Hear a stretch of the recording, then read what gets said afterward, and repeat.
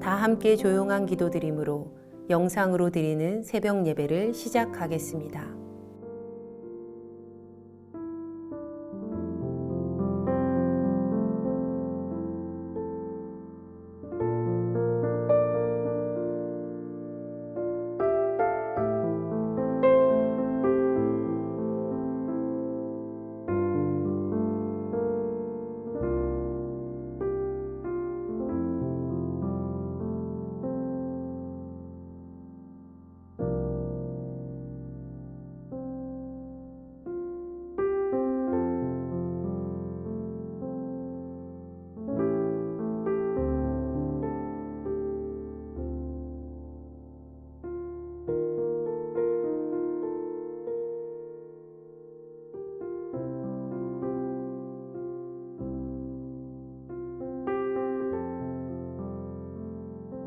이제 주님 앞에 우리의 죄와 연약함을 고백하며 정결한 마음을 얻기 위해 기도합니다.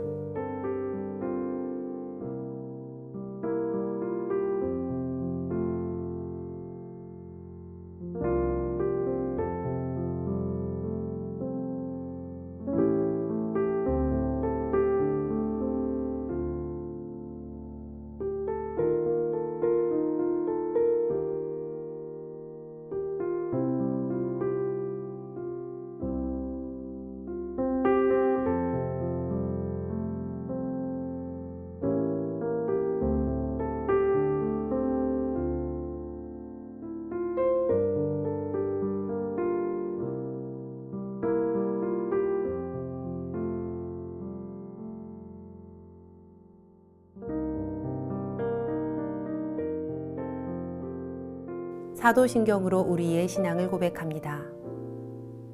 전능하사 천지를 만드신 하나님 아버지를 내가 믿사오며 그 외아들 우리 주 예수 그리스도를 믿사오니 이는 성령으로 잉태하사 동정녀 마리아에게 나시고 본디오 빌라도에게 고난을 받으사 십자가에 못 박혀 죽으시고 장사한 지 사흘 만에 죽은 자 가운데서 다시 살아나시며 하늘에 오르사 전능하신 하나님 우편에 앉아 계시다가 저리로서 산 자와 죽은 자를 심판하러 오시리라.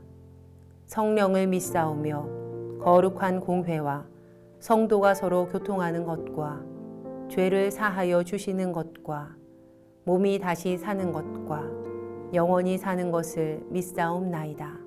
아멘.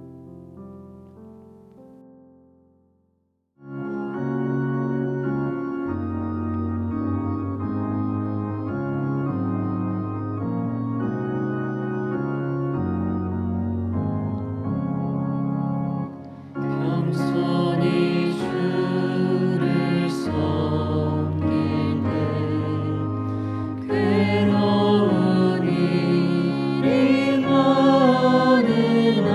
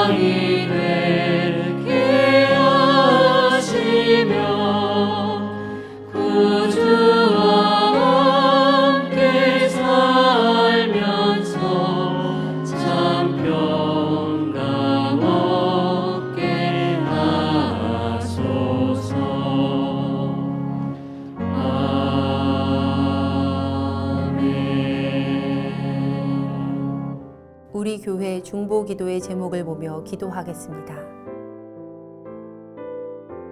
먼저 우리나라와 사회를 위해 중보합니다.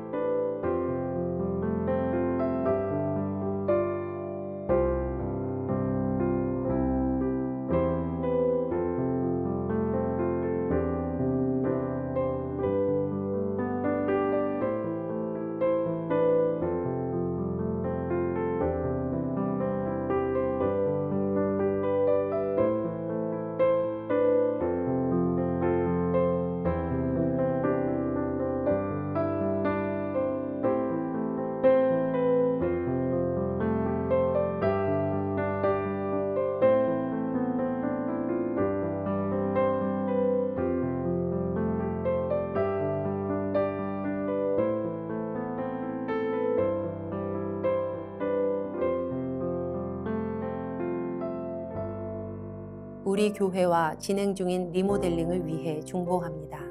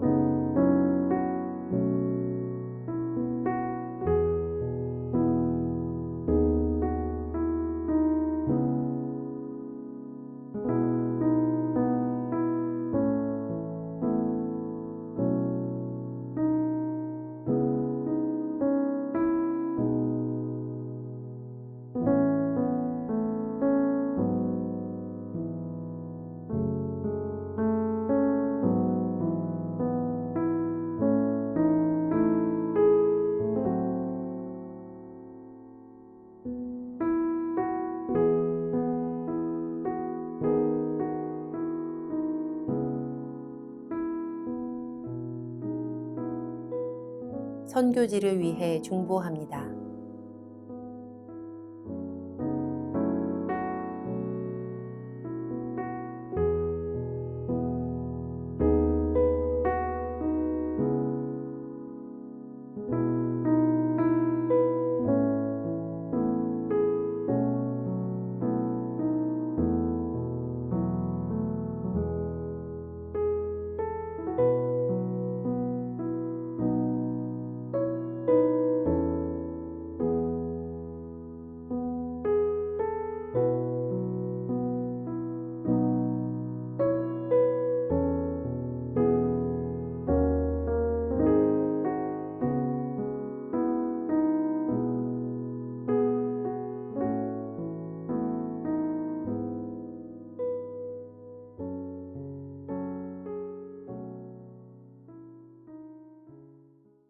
공동 기도문을 보며 한 목소리로 마무리 기도하겠습니다.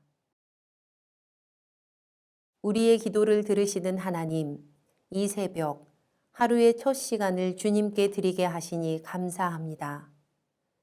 우리가 겸손히 마음을 모아 중보하오니 하나님의 선하심과 인자하심을 따라 가장 선한 것으로 응답하여 주시옵소서. 모든 중보의 제목이 하나님의 계획하심을 따라 간증의 열매로 맺힐 것을 믿습니다. 이제 하나님의 말씀을 묵상할 때 주의 자녀들에게 듣는 귀를 허락하시고 하나님의 놀라운 뜻을 깨닫게 하여 주시옵소서. 우리를 구원하신 예수님의 이름으로 기도합니다. 아멘. 오늘 우리에게 주시는 하나님의 말씀은 갈라디아서 5장 1절에서 15절까지의 말씀입니다. 그리스도께서 우리를 자유롭게 하려고 자유를 주셨으니 그러므로 굳건하게 서서 다시는 종의 멍에를 멀지 말라. 보라, 나 바울은 너희에게 말하노니 너희가 만일 할례를 받으면 그리스도께서 너희에게 아무 유익이 없으리라. 내가 할례를 받는 각 사람에게 다시 증언하노니 그는 율법 전체를 행할 의무를 가진 자라. 율법 안에서 의롭다함을 얻으려 하는 너희는 그리스도에게서 끊어지고 은혜에서 떨어진 자로다. 우리가 성령으로 믿음을 따라 의의 소망을 기다리노니 그리스도 예수 안에서는 할례나 무할례나 효력이 없으되 사랑으로서 역사하는 믿음뿐이니라. 너희가 다름질을 잘하더니 누가 너희를 막아 진리를 순종하지 못하게 하더냐. 그 겉면은 너희를 부르신 이에게서 난 것이 아니니라. 적은 누룩이 온 덩이에 퍼지느니라. 나는 너희가 아무 다른 마음을 품지 아니할 줄을 주 안에서 확신하노라. 그러나 너희를 요동하게 하는 자는 누구든지 심판을 받으리라. 형제들아, 내가 지금까지 할례를 전한다면 어찌하여 지금까지 박해를 받으리요. 그리하였으면 십자가의 걸림돌이 제거되었으리니 너희를 어지럽게 하는 자들은 스스로 베어 버리기를 원하노라. 형제들아, 너희가 자유를 위하여 부르심을 입었으나 그러나 그 자유로 육체의 기회를 삼지 말고 오직 사랑으로 서로 종노릇하라. 온 율법은 내 이웃 사랑하기를 내 자신같이 하라 하신 한 말씀에서 이루어졌나니 만일 서로 물고 먹으면 피차 멸망할까 조심하라. 주신 말씀 묵상하겠습니다.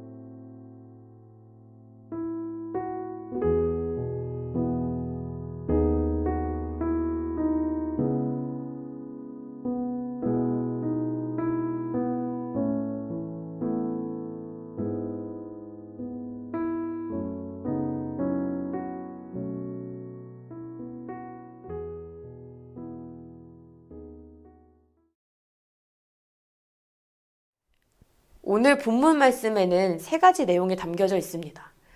1절 말씀은 앞장부터 다루었던 복음 전파자 주제를 마무리하고 있고 2절에서 12절까지의 말씀은 1장 6절에서 5장 1절의 말씀에 대해서 정리를 하고 있습니다.